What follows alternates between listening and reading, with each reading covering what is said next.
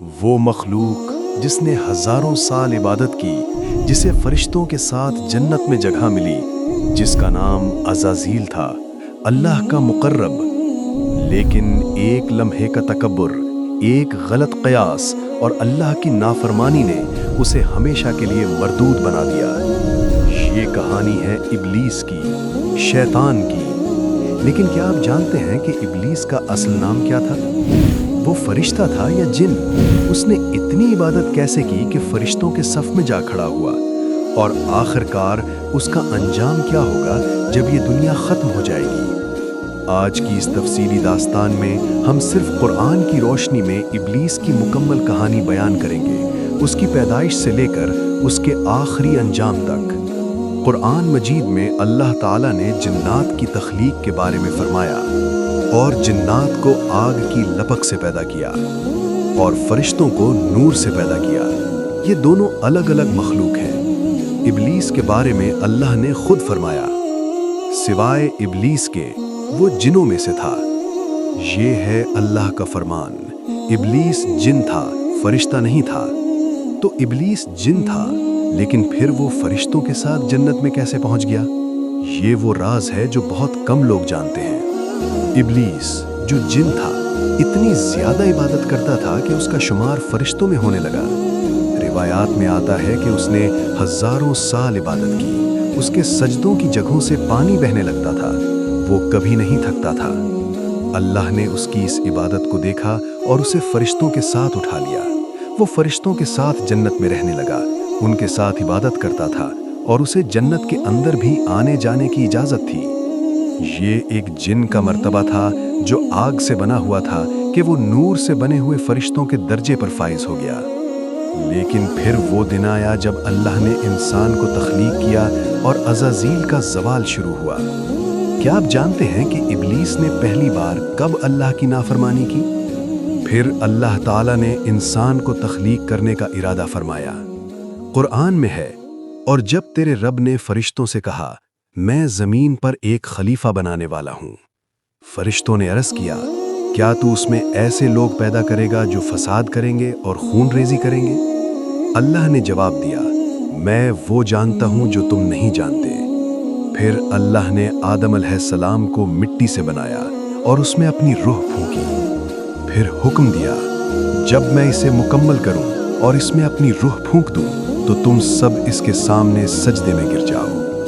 تمام فرشتوں نے سجدہ کیا، تمام نے، لیکن ایک مخلوق تھی جو کھڑی رہی، وہ تھا ابلیس۔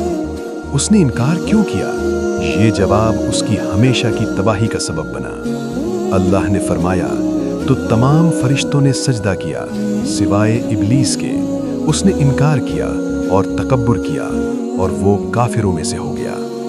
پھر اللہ نے پوچھا، اے ابلیس، تجھے کس چیز نے روکا کہ اسے سجدہ کرے جسے میں نے اپنے ہاتھوں سے بنایا؟ کیا تو نے تکبر کیا یا تو بلند مرتبے والوں میں سے تھا؟ ابلیس کا جواب آیا، میں اس سے بہتر ہوں، تو نے مجھے آگ سے بنایا اور اسے مٹی سے بنایا۔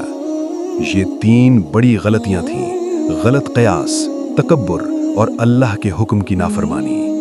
اللہ کا فیصلہ آیا، یہاں سے نیچے اتر جا، تجھے یہ حق نہیں کہ یہاں تکبر کرے، نکل جا، بے شک تو ذلیلوں میں سے ہے۔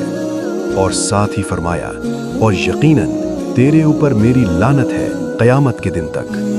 اس لمحے اس کا نام بدل گیا، عزازیل جو اللہ کا مقرب تھا اب ابلیس بن گیا، مایوس اور شیطان سرکش۔ ابلیس نے کہا، اے میرے رب، مجھے اس دن تک مہلت دے جب لوگ اٹھائے جائیں گے۔ اللہ نے جواب دیا، تو مہلت دیے گئے لوگوں میں سے ہے، ایک مقرر وقت کے دن تک۔ اس مہلت کی حکمت یہ تھی کہ انسانوں کی آزمائش ہو، اور قیامت کے دن کوئی نہ یہ کہہ سکے کہ شیطان کے وسوسے نہیں تھے۔ مہلت ملتے ہی ابلیس نے اللہ سے اعلان کیا۔ یہ وہ اعلان تھا جس نے اسے ہمارا سب سے بڑا دشمن بنا دیا۔ ابلیس نے کہا، اے میرے رب، جیسے تو نے مجھے گمراہ کیا، میں زمین کی زینت ان کے لیے بناؤں گا اور سب کو گمراہ کروں گا سوائے تیرے چنے ہوئے بندوں کے۔ اور دوسری جگہ کہا، پھر میں ان کے پاس آؤں گا، ان کے آگے سے، پیچھے سے، دائیں سے، बाएं से।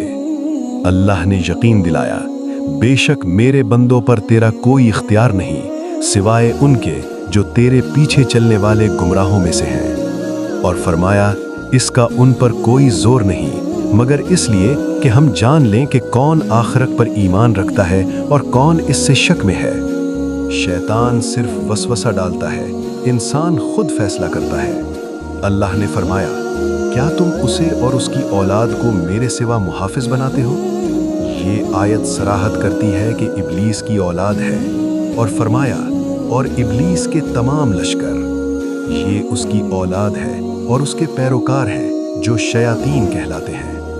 ये लश्कर आज भी जमीन पर फैला हुआ है, लेकिन इब्लीस खुद कहाँ है, कहाँ रहता है और क़यामत से पहले उसका क्या होगा? कुरान में फरमाया, हरगिज़ नहीं, बेशक बदकारों का नामा आमाल सिज्जीन में है। मुफस्सिरीन के मुताबिक सिज्जीन जहन्नम की सबसे निचली तह है और यही इब्लीस का कैद खाना है। यहाँ से वो अपने लश्कर को हुक्म देता है, लेकिन अल्लाह ने पहले ही फरमा दिया, बेशक मेरे बंदों पर तेरा कोई इख्तियार नहीं। अब हम इस कहानी के आखिरी हिस्से में आते हैं। वो दिन जब ये दुनिया खत्म हो जाएगी, जब इब्लीस की मोहलत खत्म हो जाएगी, वो कहेगा क्या और उसका अंजाम क्या होगा? अल्लाह ने क़यामत के दिन का मंजर यूं बयान फरमाया, और जब फैसला कर दिया जाएगा तो शैतान कहेगा, अल्लाह ने तुमसे सच्चा वादा किया था और मैंने तुमसे वादा किया तो मैंने खिलाफ किया। मेरा तुम पर कोई जोर नहीं था सिवाय इसके कि मैंने तुम्हें बुलाया और तुमने मेरी बात मान ली। बस तुम मुझे मलामत ना करो, अपने आप को मलामत करो। ये इब्लीस का आखिरी खिताब होगा। अल्लाह का वादा सच्चा था, मेरा वादा झूठा था। मेरा तुम पर कोई जोर नहीं था, मैंने सिर्फ बुलाया, तुमने खुद मेरी बात मानी। आज मुझे मलामत न करो, अपने आप को मलामत करो। अल्लाह ने पहले ही फरमा दिया था, मैं जरूर जहन्नम को तुझसे और उन सब से भर दूंगा जो तेरी पैरवी करेंगे। ये थी कहानी अज़ाज़ील से इब्लीस तक और उसके अंजाम तक जो क़यामत के दिन होगा। 3 सबक। पहला, तकब्बुर। इब्लीस का ज़वाल उसके तकब्बुर की वजह से हुआ। उसने अपनी असल आग को आदम की असल मिट्टी से बेहतर समझा। दूसरा, क़यास गलत। उसने मादे को फजीलत का मेयार बनाया, जबकि अल्लाह ने आदम को इल्म और रूह अता की। तीसरा, नाफरमानी। उसने अल्लाह के बराह रास्त हुक्म को ठुकरा दिया। खुशखबरी ये है कि अल्लाह फरमाता है, बेशक मेरे बंदों पर तेरा कोई इख्तियार नहीं। आप चुन सकते हैं शैतान का रास्ता या अल्लाह का रास्ता। अल्लाह से ये दुआ मांगें जो कुरान में है, ऐ मेरे रब, मैं शयातीन के वसवसों से तेरी पनाह मांगता हूँ, और ऐ रब, मैं तेरी पनाह मांगता हूँ कि वो मेरे पास आए। और हमेशा पढ़े, अऊज़ु बिल्लाहि मिनश शैतानिर रजीम।